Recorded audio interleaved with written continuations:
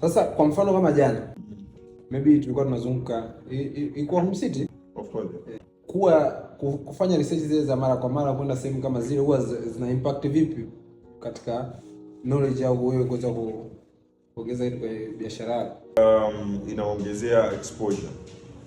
Kuna kitu watu hawaelewi, exposure ni muhimu sana kwa biashara. Sio tu biashara, katika ulimwengu tulionao sasa hivi exposure ina matter. Kitu ambacho unakijua, the information that you have ina value kubwa sana. Sana sana kama nyinyi mfanya biashara, hata kama sio mfanya biashara, kama ni mwanafunzi, hata kama yeye mentor. Na kusaidia kwenye keep track ya mambo unayofanya. Nikukatisha, sio tu Home City, unajua tuna maeneo mbalimbali. Tuna shoppers, tuna hata Kariakoo market as a white market in Tanzania.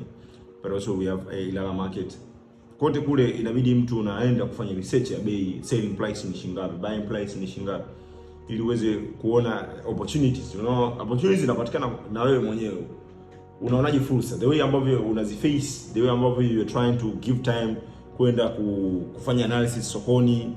You see, hivyo vinakupa fursa ya kufanya biashara, lakini sio biashara inakuongezea wigo. Pia kufanya maamuzi katika biashara. Yeah, exactly.